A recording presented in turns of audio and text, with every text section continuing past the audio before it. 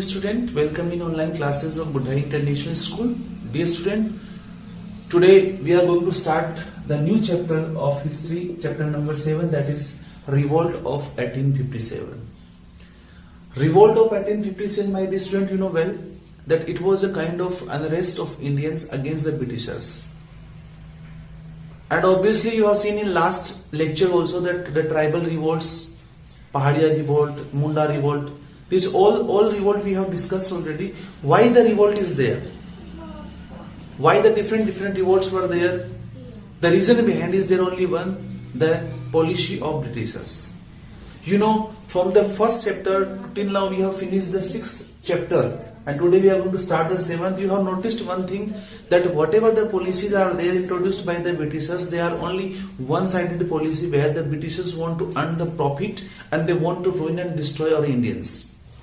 And as a result, you have seen that the Indians are going to tolerate it from the long time, and finally now it's very high time they decided that now we have to raise our voice against the unjust system of the Britishers. And finally they raised, my dear student, and that is known as the Revolt of 1857. Why? Because finally they start raising their voice against the Britishers in 1857. And in almost all the part of our country, India, there is a kind of revolt by the Indians. They started the, opposing the British system in the different way, in the different methods. And as a result, that revolt was given the title of Revolt of 1857. So actually we can say that this revolt was a kind of result, here we can say a kind of product of accumulated grievances of the Indians. Yeah, Indian masses, we can say that they are really bearing the Britishers, whatever their system and how they are torturing it from the long time, and finally it decided that we have to kick them out from our country, we have to raise our voice, then only we can get the success, otherwise they are going to torture it maybe for the long time. So finally, my dear student, this revolt was a kind of revolt, it's a kind of a result of the accumulated grievances of the Indian masses against the Britishers, which is going to shook the British foundation, as well as we can say it was a kind of, we can say, the first attempt and effort for the independence. That from the long time we people are there under the control of the Britishers, now it was a kind of ray of hope, we can say, from where really we feel so that yes, now very soon we people are going to get the independence from the Britishers also. Very soon we are going to remove from our country to whom? To Britishers. So this is regarding this chapter is there, that is Revolt of 1857. Today it's a kind of introductory lecture, that what are the main topics about which we are going to discuss in this chapter. So first, the Revolt of 1857, what was this revolt? It was a kind of product and result of grievances, accumulated grievances, where we can say the Indians, those are going to suffer from long time, whatever the policy, whatever the kind of, other things are there that you have seen. And now it was the time that they started their voice against the British system. Second thing, main centers and leaders of the revolt. That what are the main center from where this revolt started? Who are the different leaders? Those lead this revolt, and the nature of the revolt. That some are the historians are there. They are calling it as a first war of independence. Some are saying that it was a kind of Sipahi mutiny. About this also we are going to discuss at the last of the chapter. Before this, you see the timeline is given. Okay, and what is the use and the importance of timeline? Very well. Exactly, we can know about the different kind of events. Live, you can see by the student in front of you, 18th to 19th century. That within 100 years, what kind of different revolts and what kind of changes is there in our country. So simply by 1848, there is a Lord Dalhousie introduced a doctrine of lapse, about which we are going to discuss very soon. British annexed Bundelkhand, British annexed Jhansi, about Jhansi ki Rani Lakshmibai, you know well. And on 9 May 1857, revolt started from Barrackpur.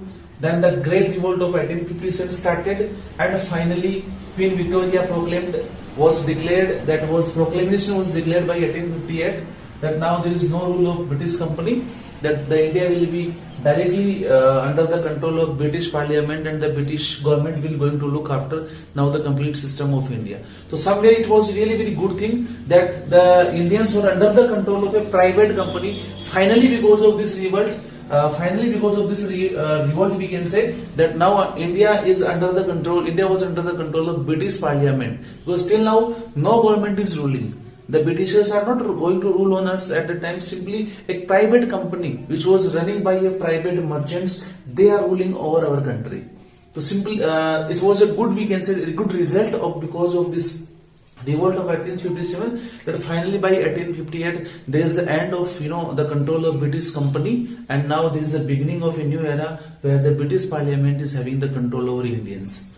So you see, my dear student, so many reasons were there of the revolt of 1857, you know well, just like from all chapters, you know well that so like whatever the economic policies, social policies were there, political kind of regions were also there, the military regions were also there, some of immediate cause also we can call, those all factors and all regions are, all cause were there, the main causes those are responsible for the revolt of 1857.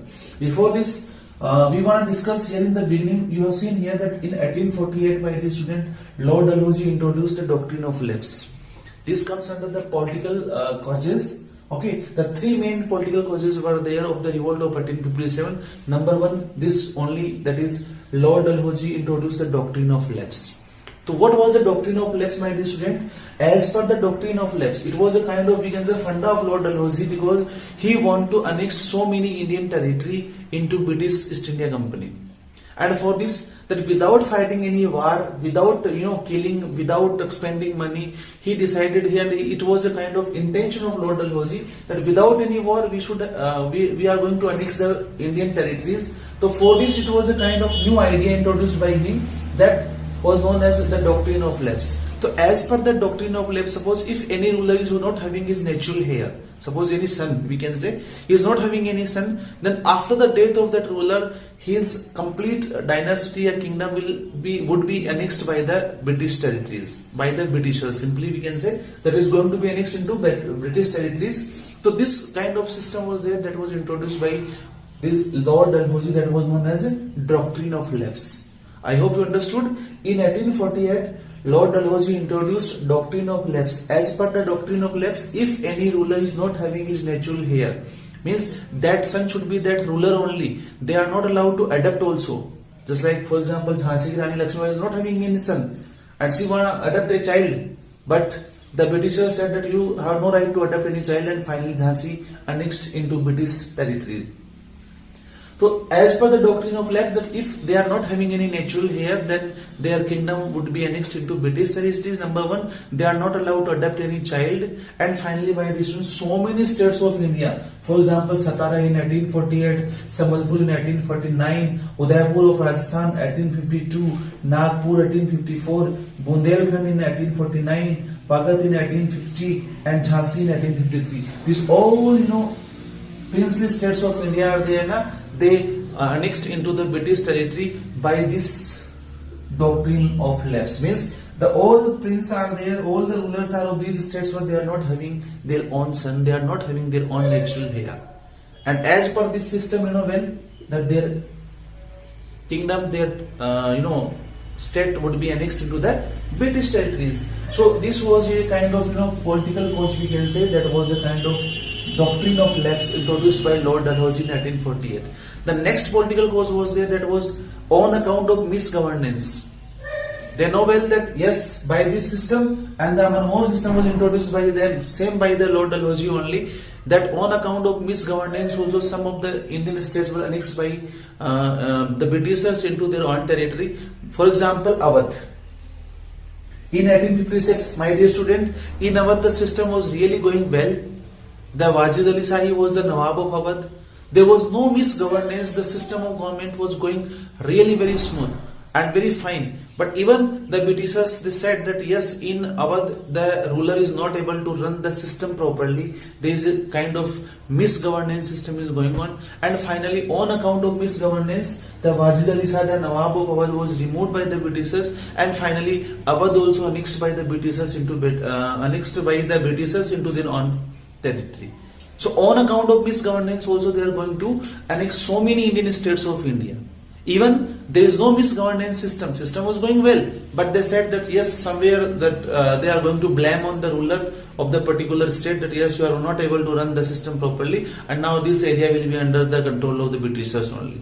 So likewise, the Awadh, on account of misgovernance, the Awadh was also annexed by the British, and so many at the time soldiers of the Awadh, they are into British East India Company. In the British troop was there, they are not happy that why our own state annexed by the Britishers on account of misgovernance. Even they know very well, because they belong to the Awadh, they know very well that what kind of system is going on in their own native state.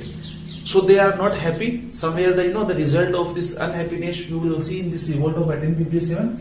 And the third political cause was there, that was loss of imperial titles.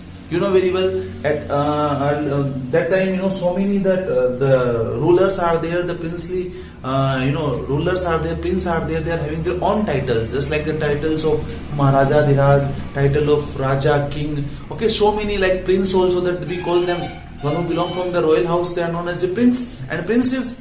So loss of imperial titles means, as per the new system of the British government, that the Indians rulers, they are not going to use their imperial titles for the long time. For example, just like the Bahadur Shah Jafar, his son, they will be not known as a prince. They have to lose their imperial titles. Okay, so this was also said to them that earlier you are using, no problem, but now as per the new system, whatever the rulers and their successors are there, they cannot use the word prince. And especially that Bahadur Shah Jafar II, his next successor, means his son was there, he lose his own imperial title, that now you will be not known as a kind of prince. They are treated as a kind of common man only. So this was also a kind of reason behind the cause of behind the revolt of 1857. Why? Because being a prince, being a ruler, if they are not going to use their own imperial title, why? Because they will use it, but Britishers said that you are not going to use it for the long. Now you have to remove these all, whatever the imperial title you assigned. So these all three reasons. Number one, again I am repeating, the doctrine of lapse introduced by Lord Dalhousie in 1848. Then after these all states, princely states annexed by the Britishers on account of doctrine of lapse. Doctrine of lapse, well, that if they are not having any natural heir, their kingdom would be annexed into British territories. Then after second was, that was on account of misgovernance, that how removing the Vajdali and Awadh also annexed by the Britishers. And finally the third political cause was there, that was loss of imperial titles, just like Bahadur Shah Jafar II, his all successors, they are not going to use for the long time that the kind of title as a prince and as a princess. So these all three main cause, we can say political cause behind the revolt of 1857. Next, about these other causes, in which economic and socially as well as military causes and some immediate cause, we are going to discuss in our upcoming lecture. I hope what was the revolt of 1857, what were the main causes of revolt of 1857, you understood. Okay, so you go through this chapter again, okay, and whatever the keywords and other is given, you write down in your fair notebook. Once you revise, and whatever the important points are there, my dear student, you underline and you start learning. This chapter is also very important chapter. So many questions in your upcoming exam will be there from this chapter only. Till then, you enjoy this lecture. Thank you. Have a nice day.